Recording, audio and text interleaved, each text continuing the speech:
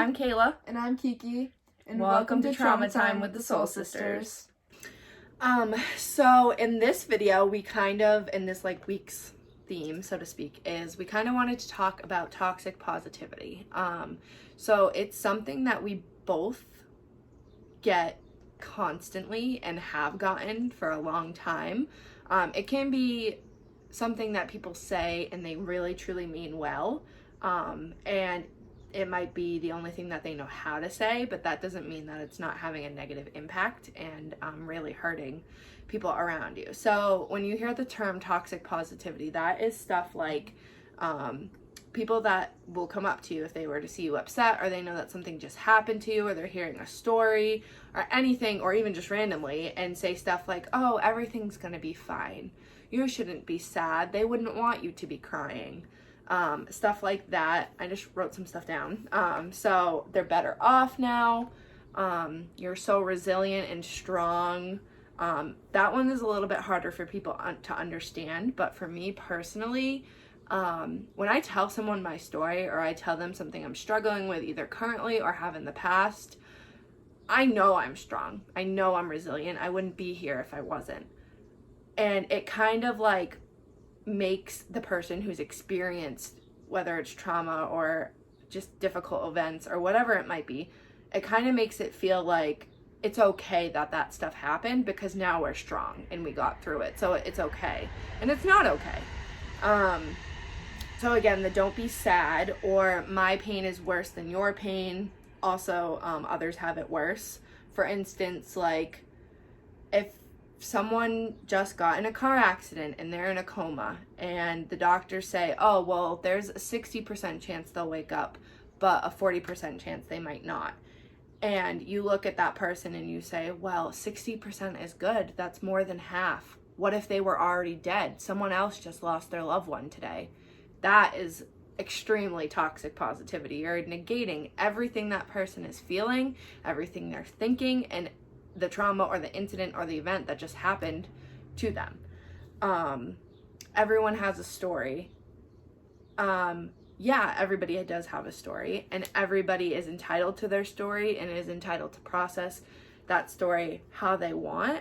But again, it goes back to, these phrases are things that make it seem like your story and your feelings and your emotions and your trauma aren't valid.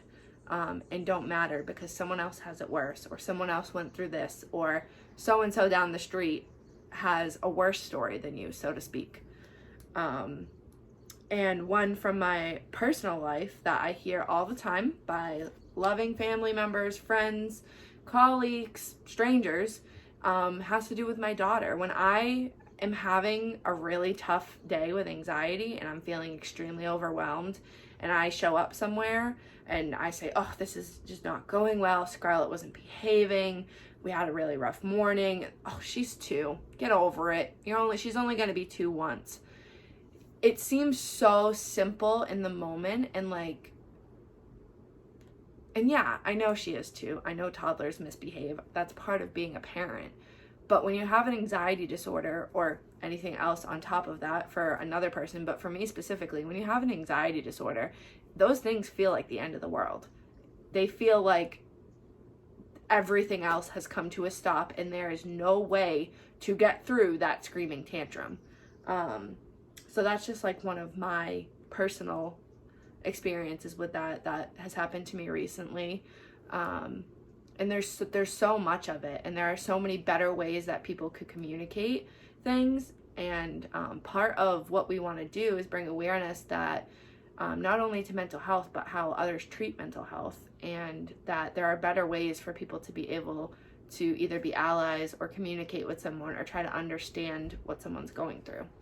Yeah, and to branch off of that by saying things like, oh, people have it worse, or some of the examples that Kayla gave, that's just basically negating their trauma, and it's just being oh, yours doesn't matter, or it's saying oh, it's okay that this happened because now you learned this. Well, maybe I didn't want to learn that lesson.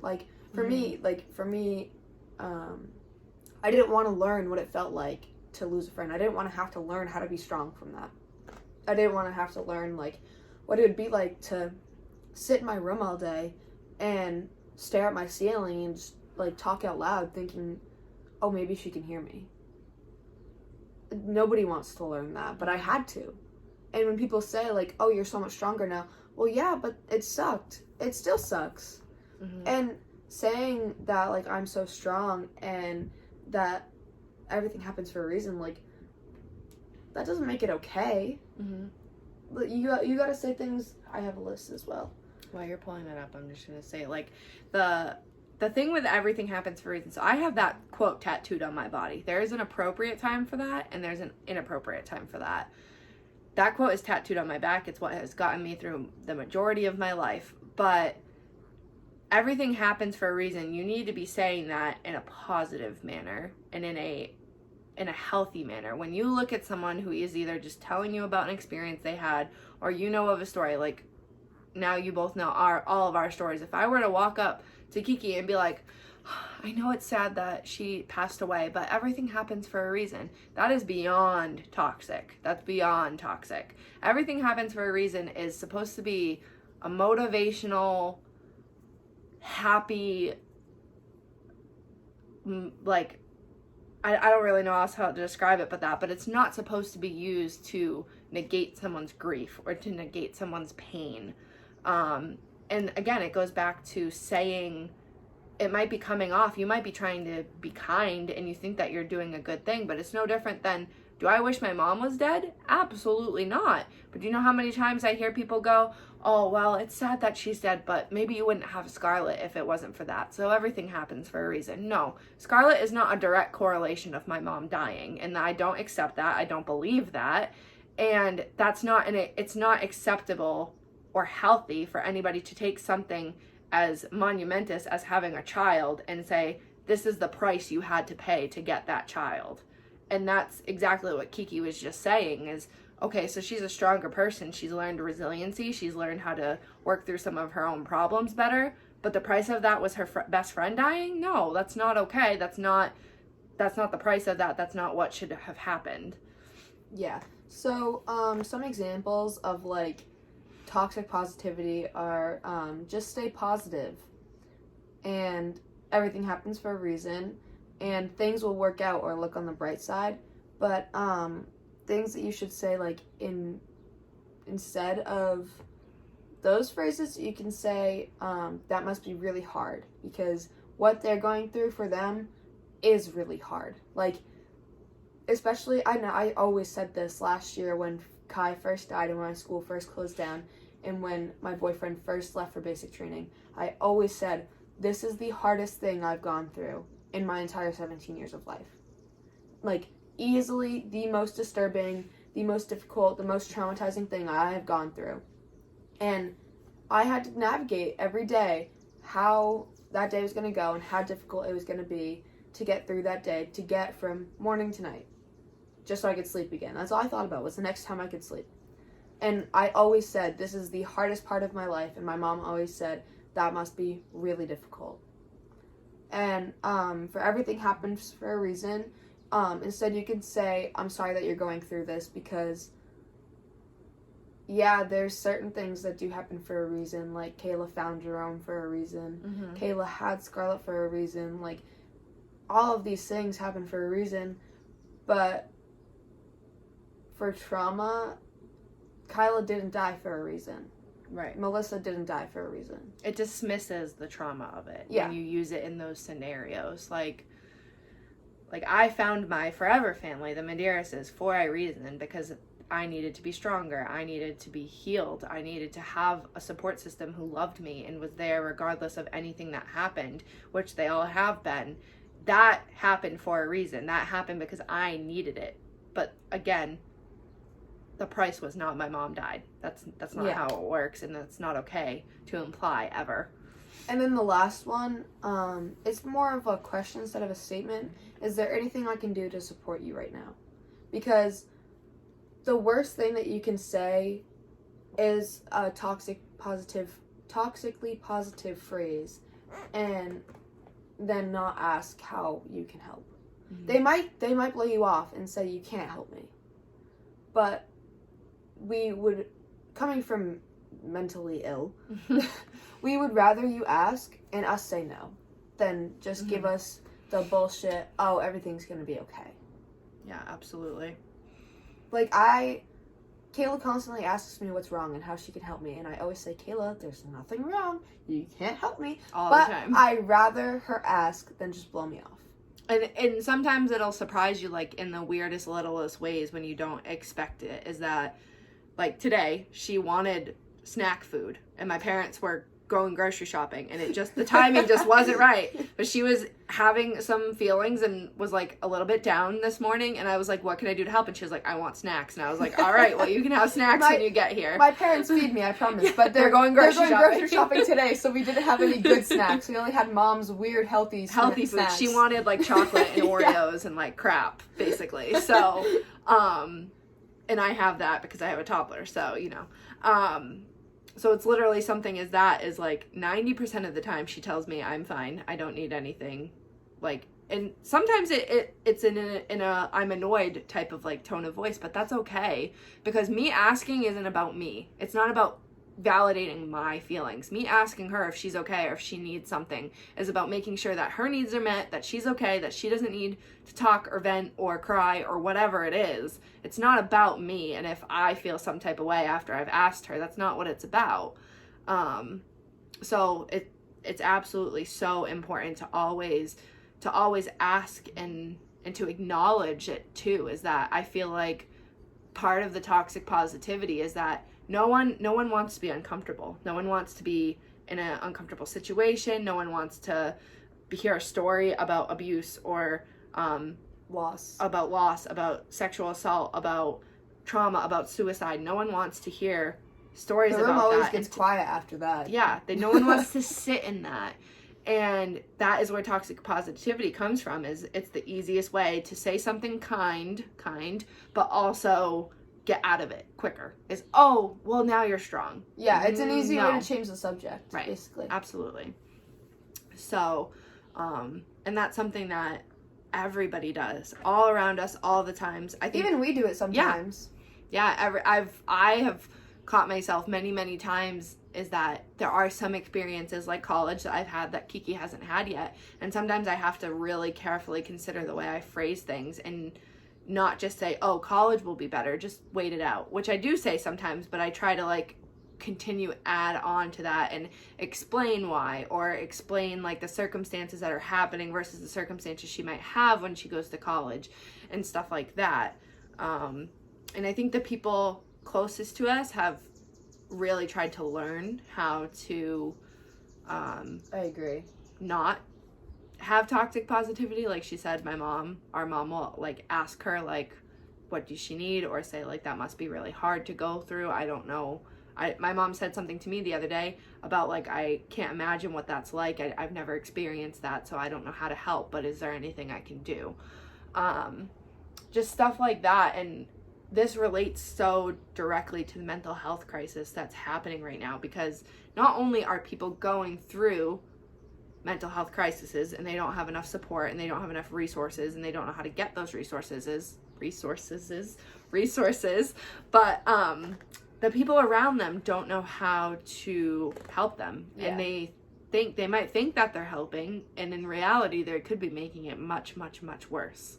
You don't necessarily have to know how to like directly help them, but even if it's just like this morning I had a conversation with one of my friends and she was like, I'm just really having a tough day, and I was like, well, if you want, like, I'm here for you, you can go into more detail, but you don't have to. But it's just one of those things where if you're just present, and you might not understand what they're going through, you might not be able to directly relate, but it's not about you. It's about them. Right. Yeah, definitely. And that kind of reminds me of something else that I feel like is important into this is like, and if you can directly relate, I am the first person to admit that I do this to people, and I'm trying to learn how to not do this to people. But even if you can directly relate, you have to be very careful with making things about yourself. I automatically will refer back to if I have had a similar experience telling my story. So if Kiki says, for example, we'll just use this hasn't really happened, but we'll use this just for shits and giggles. Kiki's like, oh, today I'm sad about Kyla. Be like, well, when I was sad about my mom one time, I went and did this and blah, blah, blah, blah, blah. That is another form of toxic positivity, is you think you're helping, you're trying to relate, and you're not necessarily doing anything wrong. It's just that could be very damaging to the person you're trying to talk to, who's taking that leap to try to reach out and have a conversation or get help or vent or whatever they may be doing, and you're turning it into a story about yourself. Yeah, I agree with that. Yeah. So, but what I kind of want to leave off with is just be careful with what you say. Definitely think about your audience before you say anything, and just be kind.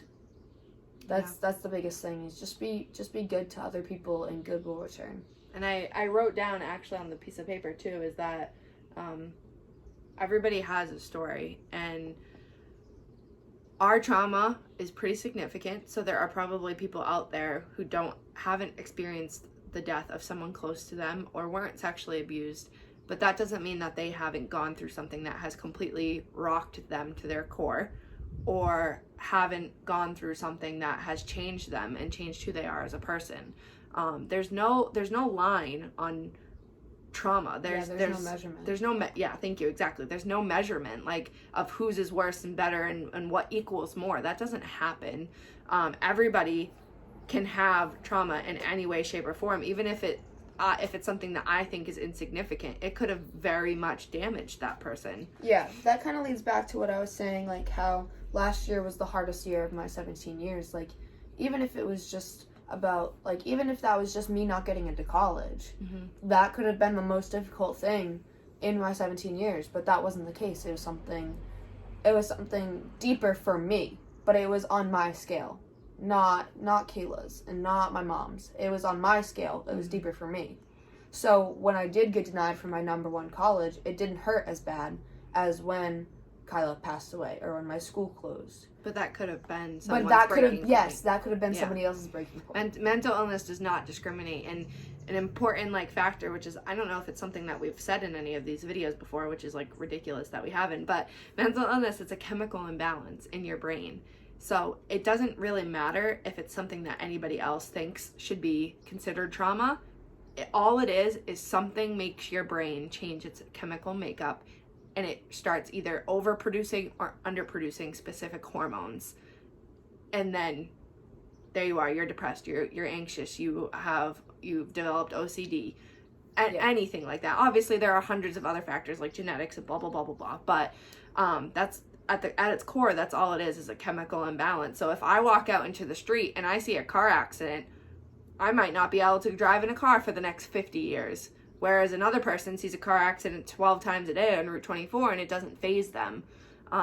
So that's kind of the differences, and why it's so important, like my sister said, to be kind and to remember that everybody has a story. And when you're talking to someone, you really have to consciously make an effort on how you're saying things and what you're saying, and thinking of the possibility that this person might have gone through something that I don't know about.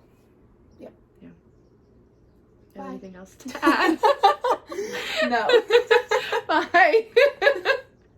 All right. Well, yeah, that's all we have for this video. So that's our video for the week. Like, share, subscribe. I feel like an actual YouTuber. I know, we're becoming YouTubers. What do you think, guys? Kisses.